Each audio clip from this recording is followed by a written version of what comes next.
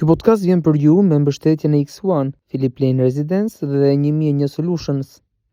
Përshëndetje, jemi në podcast, jemi në radar. Ditën e sotme kemi një të ftuar special, e quhet special për shkak edhe të moshës së tij, është 18 vjeç, sapo i ka mbushur, por ka arritur disa gjëra në jetë që për hir të së vërtetës ja vlen që të diskutohet. Me ne është Re Canka, zoti Canka ose Rei, siç më pëlqen mua të them.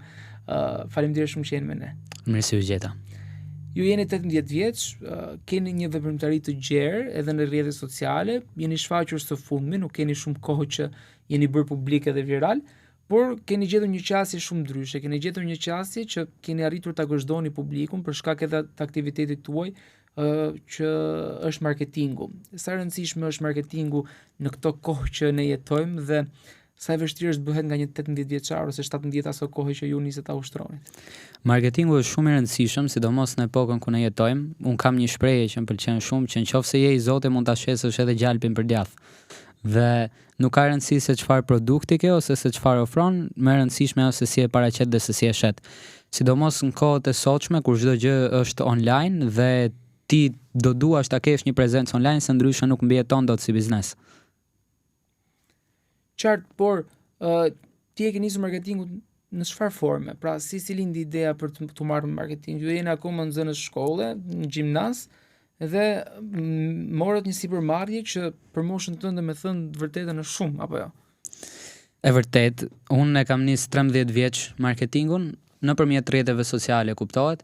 Në fillim krijoja faqe dhe i rrisja dhe pastaj i shisja, pastaj kalova pak te bizneset dhe ngadalë ja mora dhe dorën. Sa vështirë është merresh me marketing në Shqipëri?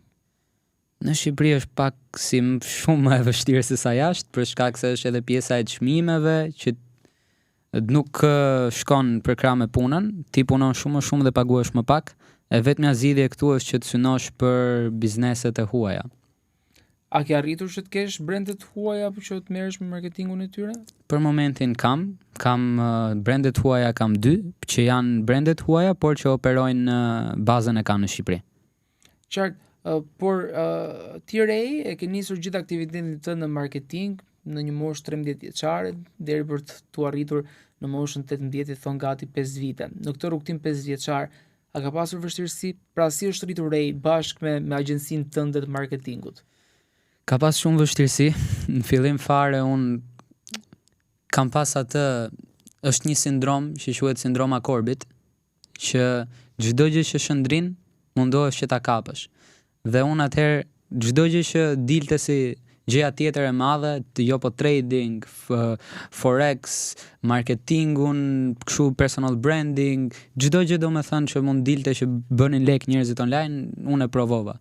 Do ta provoj, dështova shumë, derisa e gjeta aty ku jam i mirë, që ishte marketingu si agjenci, marketingu rrjetet sociale, dhe ndoqa atë rrugë.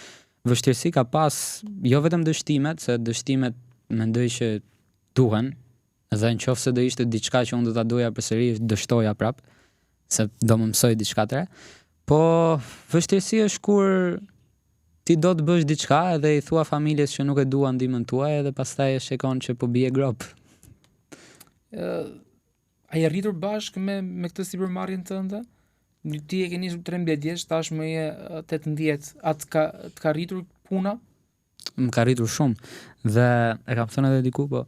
Dhe shumica e shokëve që kam më quajnë gjyshi, se prej sjelljes një edhe prej veshjes, prej shumë gjërave tjera, dhe shoh që me vërtet çfarë po bëhet, jam pak si më i madh se sa duhet jem. Jemi më se sa duhet t'jesh, këto përgjegjësi që i ke veshur vetes, atë kanë bërë që të lesh pas disa pasione që ti ofron dhe mosha, disa qefi që ti ofron mosha?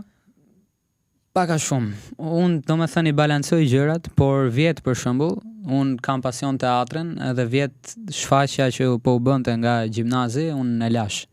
E lash sepse o duhet të vazhdoja biznesin, o duhet të vazhdoja teatrin. Dhe zgjodha këtë anë. Kur ke nisur të pësosh ndryshimin tek vetja? Ku ke nisur ta shohësh ndryshimin tek vetja? Ndryshimin tek vetja nisa ta shoh kur u dobësova. Kur u dobësova, aty thash, ke qenë i shëndosh? Kam qenë i shëndosh, kam qenë shumë i shëndosh, kam qenë mbi pesh. Dhe kur rash një verë, 3 muaj, rash diku te 30-40 kg. Dhe aty thash që prit se kur unë mund ta bëj këtë, mund të bëj çdo gjë. Si lindi ideja për të dobësuar? Ishte iniciative jotja, ishte ta kërkoj nevoja, ta kërkoj mosha, ta kërkoj situata? Nevoja për të dobësuar lindi nga shumë faktorë, sidomos shoqëria, sidomos bota ku jetojmë. Asnjëri nuk pëlqen dikë të shëndosh, asnjëri nuk e trajton të barabartë dikë të shëndosh me dikë që mund të ketë një trup më të definuar ose më të saktë. Dhe këto faktorë më shtyn mua që të ndryshoj edhe bëra këtë ndryshimin drastik. A lexon? Çfarë roli dhe sa vend ze leximi tek ty? Leximi është një nga gjërat më të rëndësishme në jetën time, për shkak se sa më shumë që lexoj, aq më shumë zhvillohem. Por siç edhe një mentor im ka thënë që të lexosh edhe të mos veprosh, i bie po lexon kot. Kështu që duhet thjesht ato që lexoj ti vendos në praktik. A ka pasoja veprimi? Pra, a ka riskje të veprosh dhe të dalësh nga zona e rehatisë? Çdo gjë ka riskje, edhe nëse nuk vepron ke risk, edhe nëse vepron ke risk. Nëse s'vepron ke risk ngelesh në vend ku je. Nëse nuk vepron ke risk. Domethënë, nëse ti vepron, ke risk që të dështosh e të kthehesh prapë aty ku ishe. Nëse nuk vepron, ke risk ngelesh aty ku je. Kështu që Sa rol pse mos? ka Zoti tek ty? Sa rol ka feja tek ty? Unë e di që je besimtar apo? Po, jam i krishterë. Një nga, nuk e di, domethënë, unë gjithë jeta ime ndryshoj nga Krishti. Është diçka që nuk mund të shpjegohet me fjalë, por mundohem që edhe në çdo intervistë ku dal ose në podcaste ose rrjetet sociale, kështu të fen ta bëj diçka shumë të rëndësishme në jetën time. Si u përshafove me Zotin? Me fen? Ishin shumë gjëra që po ndodhin njëkohësisht, që kur isha mbi peshë, edhe ndodhen edhe disa gjëra tjera në jetën time, ndroi jetë edhe gjyshi, dhe aty fillova që tu bëja praktikant. Ti je në një moshë relativisht re, sapo i ke mbushur 18 vjeç, ke hyrë në një fazë tjetër jete. Cili është hapi jot i radhës? Si e projekton veten në 10 vjeçarin e ardhshëm, pra në moshën 28 vjeçare? Okej. Hapi im i radhës, unë po e manifestoj këtu. Hapi im i radhës është që mbas 5 vitesh, rritje Sade të jetë një nga agjensitë më të mëdha të marketingut në Shqipëri, dhe unë të jem zgjeruar edhe jashtë, sepse dua që mesazhet që jap mos ngelin vetëm këtu, në brenda Shqipërisë, por dua që të nis edhe pak të bëj content anglisht, pse mos? Dhe do filloj edhe mbas 5 vitesh do shikoj do udhtoj botën nga pak. Ti ke një sipërmarrje tënde, kjo tregon që je edhe një lider në punën tënde. Të paktën lider personal. Cilat janë cilësitë më të mira të një lideri që ti i ke ose aspiron t'i kesh dhe ti kthesh më pas në veprim? Atëherë, ato që dua të kem, cilësitë më të mira të një lideri janë të mirë kuptoj, janë të ndryshoj veten si fillim, se nëse një lider nuk mundet që të komandoj veten, atëherë nuk mund të komandoj të tjerët. Dhe gjithashtu, kur mentori më ka thënë edhe një gjë tjetër, që një fjalë që kur e dëgjon nga dikush e kupton që është lider i mirë, është më fal. E kisha unë gabim. Pra mos të ketë egon e lartë, që kjo është një cilësi që nuk e gjejmë të shumë njerëz. Ego. Cilat janë pasionet e tua? A ke pasione përtej punës, përtej shkollës, pasione që t'i lejon dhe mosha ndoshta? Kam pasionet e mia, domethënë palestër, teatr, shkruaj edhe tekste këngësh, shkruaj filma me metrazh të shkurtër, dhe jam pasmarrë edhe me boks. Domethënë këto i kam të pandashme, po sidomos shkrimin edhe teatrin nuk e ndaj dot. Ti e ke teatrin shumë dëshirë, ne kemi parë që ti di të recitosh edhe shumë bukur. Nuk e di nëse mund të recitosh diçka për ne, nuk e di nëse e ke menduar diçka spontane, diçka të mirë menduar, diçka që ti e ke tënde dhe që të personifikon edhe me recitimin. Okej. Ata u deshën me afshë zjarr. Ajo çapkëne e ai kusar. Kur ai ndonjë mufkë ja veshte, ajo kërcente mbi shtrat dhe i qeshte. Ditën shkonin për bukuri, e natën ajo flente mbi gjoksin e tij. Kur në burg e zun atë, ajo sreshte. Në dritare qëndronte dhe i qeshte.